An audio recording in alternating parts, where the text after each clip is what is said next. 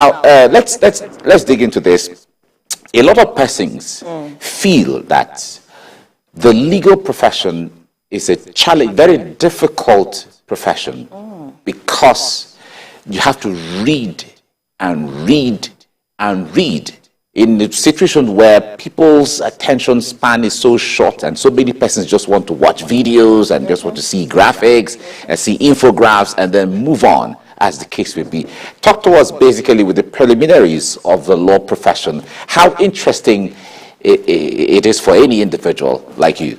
Okay, so I said to myself and to everyone around me that I think one of the best decisions I've made in life is being a lawyer. Wow. Right? Like, I know someone is thinking in the same way too. I didn't mention names anyway. Because I think being a lawyer, I say that your law degree is your oyster. It gives you the opportunity. It's a platform that gives you the opportunity to become anything and everything you desire to be, right? So I think that the law profession or being a lawyer is an interesting thing because you interface with all manner of people, and to some you appear to be their God because, I mean, you get judgments. The learned one. Exactly. Hallowed one. You know. Exactly. You know, you get to defend them, you get to be their advocate, you also get to do transactions on their behalf, you're negotiating and all of that. So for me, it's an interesting profession. I know it comes with a lot of work. You have to read, you have to learn, you have to keep, reading. But I think that if you have made up your mind to become a lawyer, then there's no looking back. You just have to do the work. Great. Right. And I'm also... Well, my takeaway from what you said so far has been that, as a lawyer, you can be anything you want to be. It's like a visa or a ticket, to be in anything you truly want to be. But in line with your mandate now, so you're a lawyer now, but then you see a gap somewhere that it's one thing to be a lawyer, but then it's another thing, even after you've given advice to diverse range of clients, but then there seems to be a gap, according to you now, for lawyers who still don't know how to go about, the business side of law. I want you to just break down, this issue and why your service is relevant. Okay, so by our training, we realize that we're taught to do the law, to know the law, to apply the law to several cases in defending your clients and all. But we're not taught to be businessmen and businesswomen in our thinking, in our modus operandi, the way we execute, because again, you set up a law firm, you expect that clients would come. Yes, definitely clients will come. You get judgments for them. You help them resolve all their matters. But what is coming to you as a lawyer at the end of the day? Do you have structures in place to ensure that, you have... Because every organization has, a business department, a finance department, a branding, marketing, and all of that. All of those departments are what makes up the organization. So, for instance, the banking sector would not say, oh, we're just here to, help you keep your money or save your money, and so we don't need, we don't need the marketing team. We don't need the sales team. No, every component makes up the banking sector and every other organization. But for us as lawyers, because by our training, we're just taught to focus on, the advocacy, access to justice, helping our clients. So really and truly, we really do not have any understanding or inclination about business. And so you find out that as a lawyer, you do all the nice cases for your clients, you get judgments for them, they keep ailing you, the law. But at the end of the day, there is nothing in the, your pocket. Yes, and, we need to focus on, the business that brings in the bacon for us, so that we are not going to bed hungry, so that there is money in your pocket and you can have all the nice things, that every other person have. You can also, there's this gratification that comes from it, that you are being rewarded for the quality of work, for the service that you provide to your clients. But unfortunately, that's really not the case for most lawyers.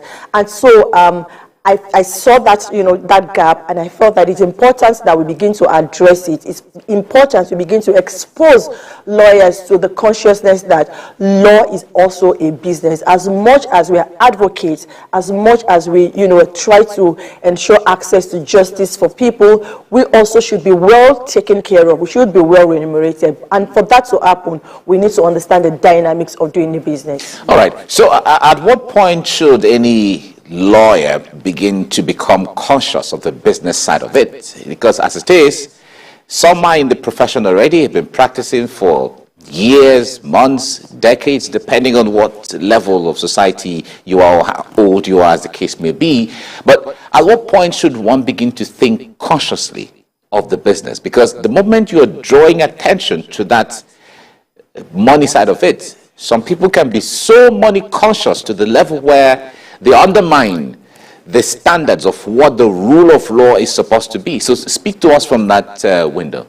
I believe that from the moment you decide, you make up your mind, as a law student, you should become aware of the fact that I would eventually become a lawyer, and I need to understand the dynamics of, how the legal profession operates, and make up your mind on how you want to go about it at the end of the day. Because at the point you become a lawyer, it may be too late, right? And I know that in universities these days, there's, this course on entrepreneurship and all of that, but I'm not sure if the faculties of law have that in their curriculum. I'm not very certain about that. So I think that there should be that awareness, that consciousness of, being enterprising in your approach to your profession, whether you are a lawyer, but in this case, we are talking about, the lawyers, right? Everyone should have that, entrepreneurial approach to whatever business we are doing, lawyers inclusive. Now, I get your point in terms of how do we ensure that we are not just focusing only on the money, but we are also ensuring that the real work, right, is being done. So it's all about balance. It's all about balance. And the good thing is that for us also as custodians of law, the ethics of our profession dictates and expects that at all times you must be about getting justice for your clients. It has to be about delivering quality legal solutions to your clients, not just about the money. Of course, the money may be a motivating factor, help you to do better, but the ethics of our profession. It's expected that any case that you handle for a client, the client is certainly supposed to pay a certain fee for whatever case that you're handling. Well, it could vary from person to person depending on how much what relationship you have with the person. Absolutely. And how you want to help or how you want to be disposed to it. So is that different from the business? Because that's also brings money.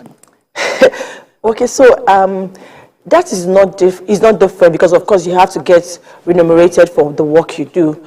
But how do you go about charging? How do you go about billing, pricing your services? Okay. Because you may be doing a great work, but you are collecting peanuts. So it's important that as much as you want to, we do a lot of pro bonos, but there has to be a limit to the number of pro bonos, because pro bono will not feed you. So as much as pro bono helps the society. Yes, it helps the society, and that's why we have lawyers who, now have NGOs such that they get funding to help, with access to justice and helping the less privileged within the society. If that's your calling, fantastic, you can go about it. But not everybody would be in that space. And for those who are not in that space, it is important that they understand, how to bill, for their services. Because if you do not understand how to bill or price your services, you just find out that you are doing excellent work and your clients are happy. They are going to bed happy, but your bank account is crying. We'll come back to this, because one would say that could be making the legal service more expensive. But we'll come back to this. Let's. I know people at home will listen to what I'm saying. All right, let's go on a short break. We'll be right back to talk more on this. Yeah.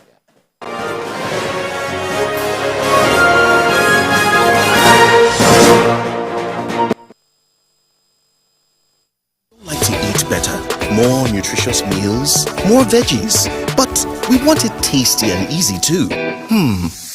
No cubes. That's the secret. Made with real ingredients like chicken, parsley, and garlic. And enriched with iron, so your meals are better for you and more delicious too. That's the cocoa. Let's give it some accolades. Change your world by changing what's on your plate. So hot, auntie. You'll get used to it. Yes! What's the big deal? It's just a cereal. Just a cereal? You are talking about something that has helped thousands of Niger farmers provide for their families for decades. And it's packed with the energy and nutrition. That's why Golden Morn is so special to us. You get it? Keep enjoying Niger's favorite breakfast cereal fortified with Grain Smart, a special combination of iron and vitamins to help your family make every day golden. I get it now. Nestle.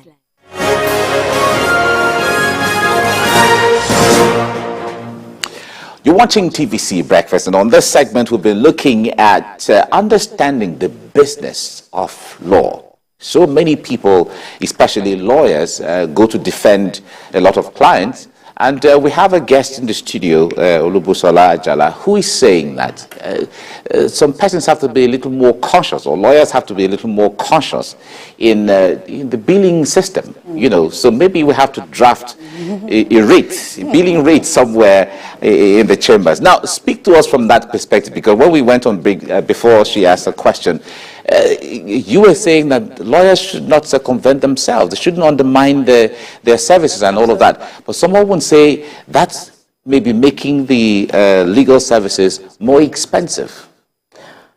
Okay, so I mean, I'll still go back to the last point I made, guys.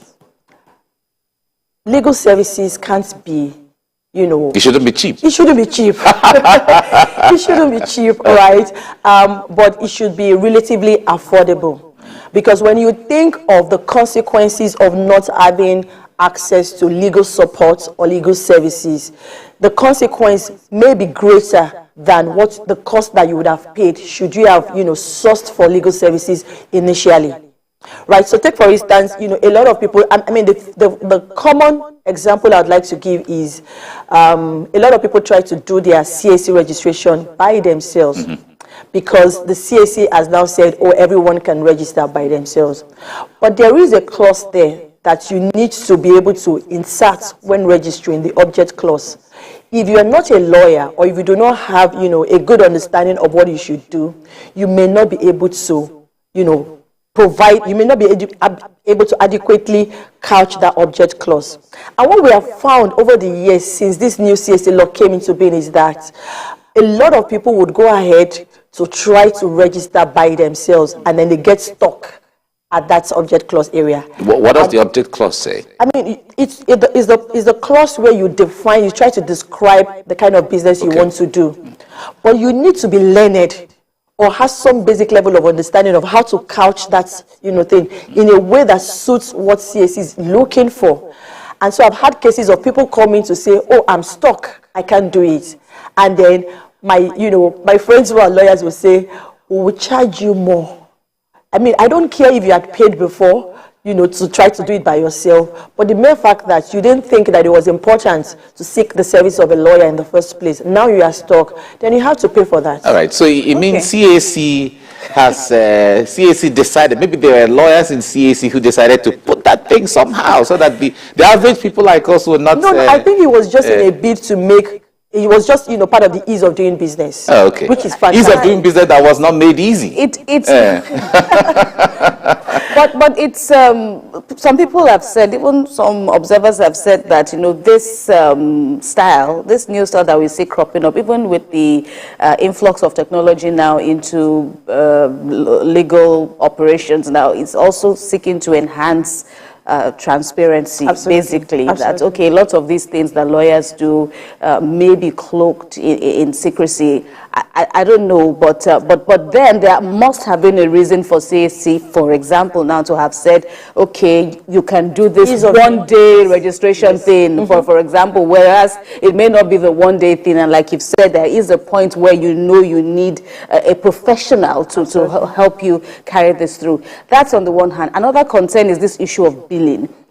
we've seen lawyers also talk about, if I stick to being professional, that this is what this service you require, this is the amount that I know I should get from you. But then there is also the competition from even within the legal profession, where they would accept way lower than they deserve. And this has brought up a debate as to, should the NBA, for instance, now bring up a code of the billing system that Mike was talking about earlier. Let all the lawyers work by this billing system. After all, the profession has been greatly demeaned, and it's time now for the profession to rebrand. It may not be more expensive, but at least the uniform billing system. What do you think about that? Okay, so in terms of, and I think that the Olumide Akwata administration, the past NBA president, did a fantastic work with respect to remuneration, charges, and all of that. They came up with a bill, a billing framework that lawyers can begin to use, such that we can have uniformity when it comes to billing and pricing, charging of our legal fees.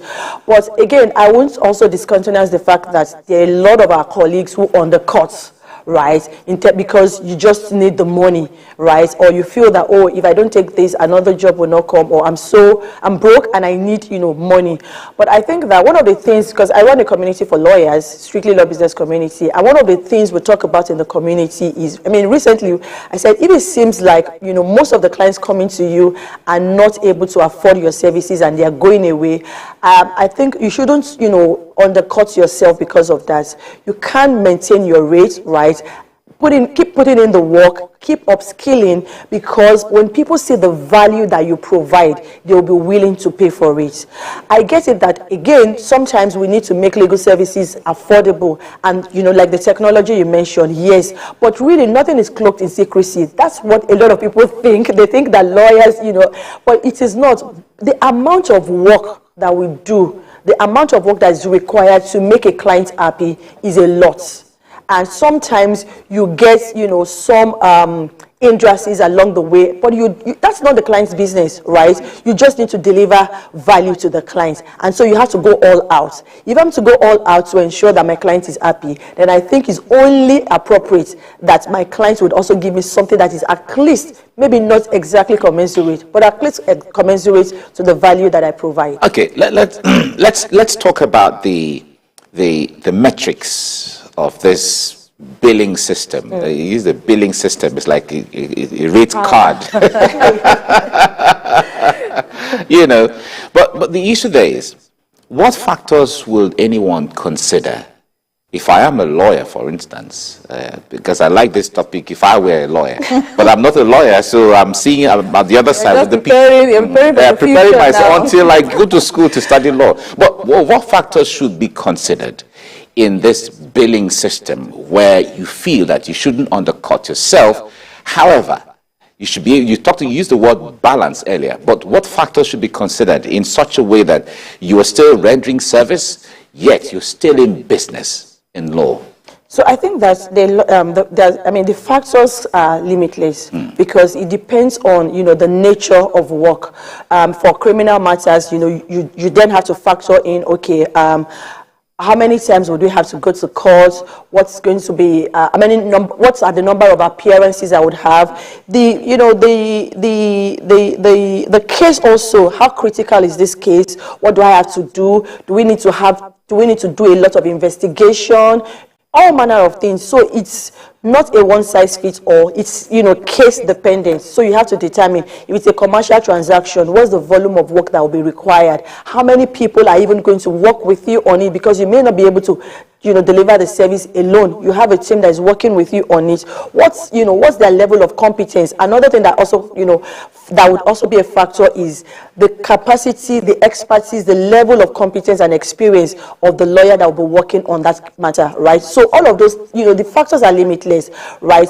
And take for instance, maybe a landlord and tenant matter. You could also decide, okay, in this area, what's the going rate for services like this? Because the going rates for houses on the mainland is quite different from that on the island. So you want to consider all manner of factors to decide before you arrive at what your pricing will be. Right. And another, well, this year, now we are also getting the rise of technology, Absolutely. the prospects, the challenges, it offers to law, for example, how that legal services appear to be changing. In America now, we've seen of a robot appearing in court, somewhat. Should Nigerian lawyers, as, we eye the bigger picture out there, should Nigerian lawyers be happy at this? Is this a threat, so to speak? Is technology a threat, or should we be happy that it's our friend? Technology can never be a threat. For me, I consider it as something that enhances the quality of our work and also our efficiency. Because take for instance, before the advent of technology, you'd have to read volume and volume of case report, law reports. You have to read volume and volume of contracts, a lot of things. But with AI, you could just bring out the relevant points, the relevant things you need to understand, and you are good to go. So that enhances efficiency and productivity. And you are able to do more work in less time, meaning that you can take on as many, briefs as you can and deliver in a shorter period of time than what used to be obtainable in the past. So, but I think that the issue that makes it look as a threat is because of the lack of education and awareness about the benefits of technology. If people understand that these AIs, these chat GPTs would enhance the quality of my work, make me to, do work better and faster, then I would rather leverage on it than, keep doing manual work. And then that means I'll be able to take on more jobs, get more briefs done, and get more money also. So, but because we lack that understanding, we don't have education, proper education with respect to technology, the use, the benefits. That's why some people feel, oh, this can be a threat to our existence or our work, but it's definitely not a threat. As a matter of fact, I think it enhances, it's a complement to the work we do. Yeah, but a lot of people have argued that the technology, like the AI you talked about, is an enhancer. It's like an assistant. When you bring your assistant and then it becomes the primary place of reliance. Now, there are spontaneous things in human engagement that the chat GPT or the AI may not necessarily fit into. So, over-dependence or over-reliance on AI could make you incompetent in areas where you need to adapt swiftly, immediately to, social, cultural, all the nuances are, because in the legal profession, there are some little issues around there that are peculiar to either a case, a people, a society, or an environment that the AI may not necessarily be able to adapt to because of what has been infused into AI to garbage in, garbage out. So talk to us from that regard, how to navigate that aspect of things. I think anyone placing sole reliance on AI, I will be doing so at his or her own detriment. Because I remember about a few months ago, I just went on ChatGPT to say, okay, draft this agreement for me. And he drafted the agreement. I was like, okay, I think it's fair enough. It's fair enough. And 2 weeks after, I went back and I said, okay, another agreement, he drafted it. But the interesting thing this time was that ChatGPT then told me that, as you know, I am not a legal professional. Please contact a legal professional within your jurisdiction. So a wise person, whether or not you are a lawyer, should then know that, as notwithstanding what I've gotten from ChatGPT, can I run it by a lawyer? That can then make, okay, maybe the service the lawyer would render maybe a bit less expensive than what would have ordinarily obtained. So I'm saying that to say that sole reliance on AI, on ChatGPTs, is going to be at the detriment of whoever is, doing that. And again, there's human touch. AI doesn't have emotions. And sometimes you just want to pick up your phone and speak to your lawyers. You want to explain to your lawyer what is happening. AI would not grant your bail, would not take your bail at the police station. Or the empathy, at least. So that human touch is still there. Okay. It's just a complement. It can never be a replacement. All right. We have to leave you here now, Olubusola Ajala. Thank you so much for educating me in the need to, at least letting me know that there's a business side to law. So if I'm going into law now, please, let's get, you assist me get the forms so that, thank you so much for coming. Thank you very much. Thank you very much. Right. Okay. Now,